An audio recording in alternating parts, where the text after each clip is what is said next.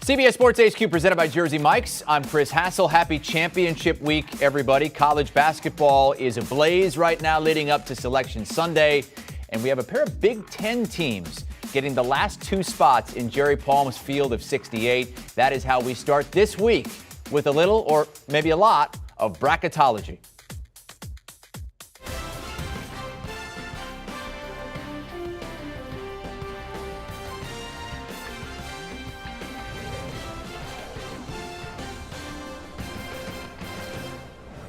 And away we go, presented by Upwork.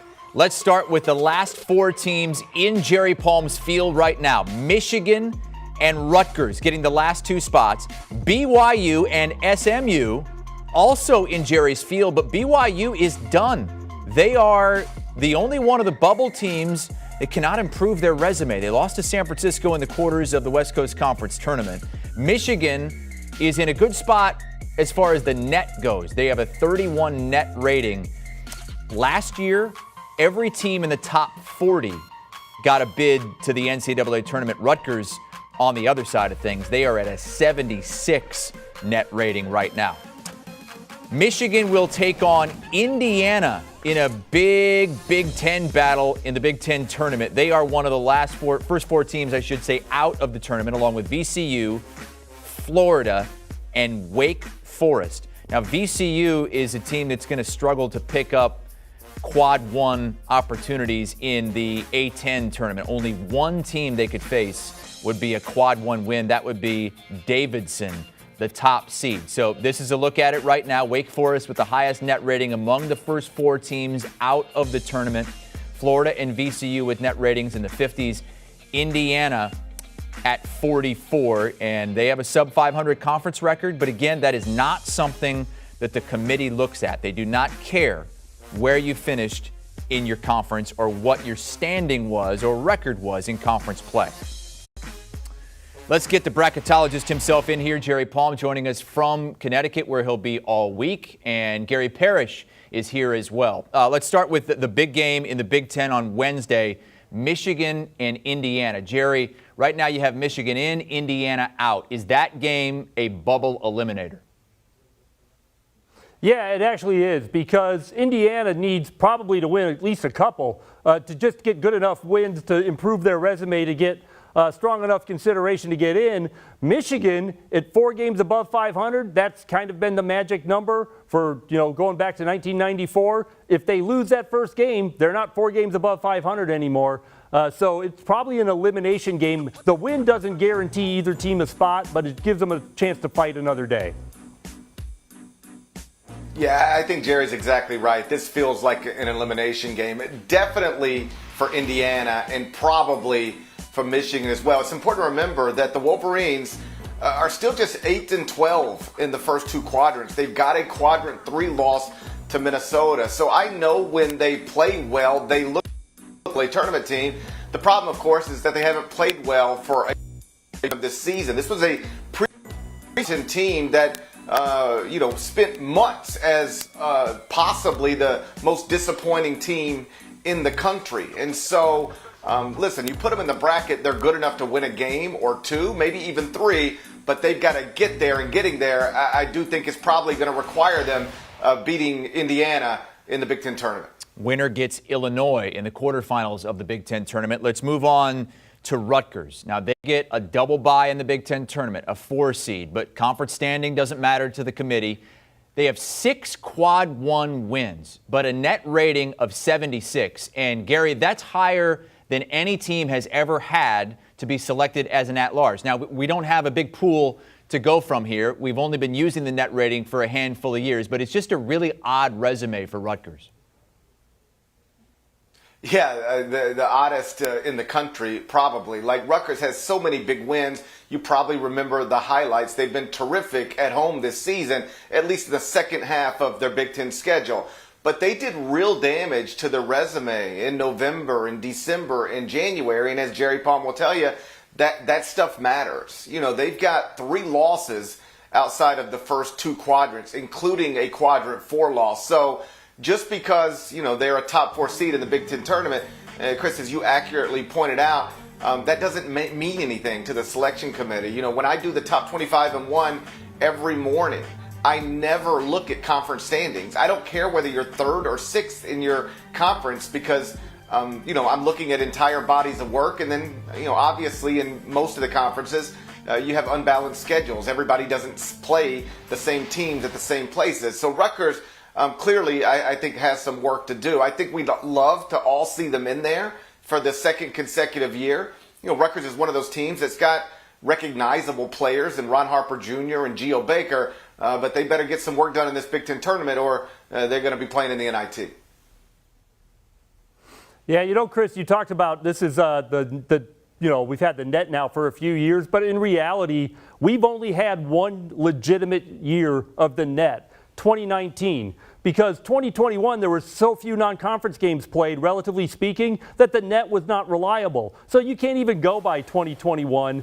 Really, 2019 is the only year we've had the net, and they've tweaked the formula since then. So we're kind of flying blind here when it comes to how much impact the net has, although we do know it's not decisive. So that's good news for Rutgers. But if Rutgers is still 76 in the net by the time we get to Selection Sunday, it means they probably lost their opening game to maybe somebody like Iowa, which is the 5 seed.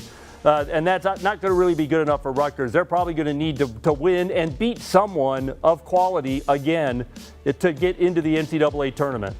Let's move to SMU, another one of Jerry's last 4 teams in the tournament. They're the 2 seed in the American tournament in Fort Worth. They did most of their damage at home, though, a 16-0 record. Jerry, what does the committee think about that when most of your good wins come at home, where you're not going to play in the NCAA tournament, and away from home you have a quad 3 and a quad 4 loss? Yeah, and that's what's holding them back is the quad 3 and the quad 4 loss. They do, though, have a road win over Memphis. So that's a team that they're competing with for a spot in the bracket. So that could be an advantage. But you're right, 16-0 at home, that doesn't really mean anything to the committee. It's how did you play away from home is much more meaningful, and that has been a problem for SMU. But really the quad 3 and quad 4 losses are probably the bigger problem. SMU and Memphis, by the way, on a collision course for a potential semifinal matchup in that conference tournament. We could end up with an elimination game there as well, although Memphis is in a little better shape today after that win over Houston. Yeah, you hear from SMU fans every once in a while wondering why they're behind Memphis in the bracket, given that they went 2-0 against Penny Hardaway's Tigers this season. And again, it's because of the entire body of work. SMU right now is just 5-5 in the first 2 quadrants. They've got a quadrant 3 loss and that quadrant 4 loss to Loyola Marymount, which is just an absolute killer. Like Jerry said, you know, this is the 2 seed.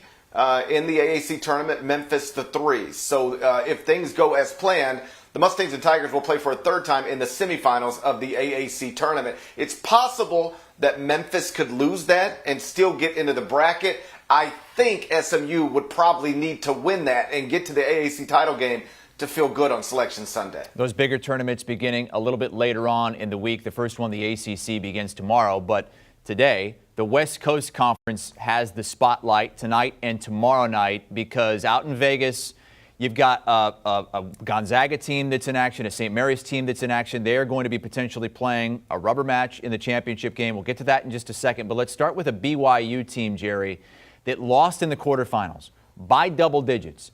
They're done. Currently in your field right now, but what's the likelihood that they can actually stay there by Sunday? Well, they have a chance. It depends on what other teams around them do, obviously. You know, everybody's going to lose their last game, except for the champions of these conference tournaments. So most of the teams around them are also going to lose their last game, and then we'll see where everybody stands when that's all said and done.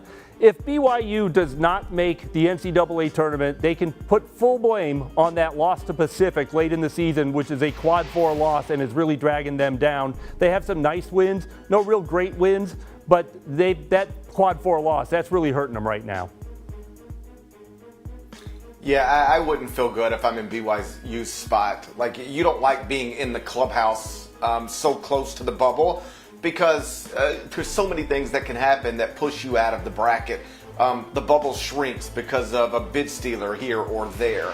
More likely, some other bubble teams make big runs in their conference tournaments. Like if you're a bubble team right now in the Big 12 or the Big Ten or the SEC, you've got so many opportunities to add significant wins. Even if you lose your last game, which means fall short of winning your conference tournament, you can really improve your resume by making a run in one of these power conferences. BYU sitting this close to the bubble on a week, the week of the final week of the season before Selection Sunday. I don't feel good about it. Like Jerry said, it's possible, but my guess is, by the time we get to Thursday, Friday, Saturday, you'll slowly start seeing BYU get pushed out of the bracket. BYU on one end, Gonzaga all the way on the other as the number 1 overall seed in Jerry Palm's field right now. Jerry, they play San Francisco tonight, do the Zags, and then that potential rubber match against St. Mary's in the championship game. Why do you believe they'll be the number 1 overall seed if they take care of business?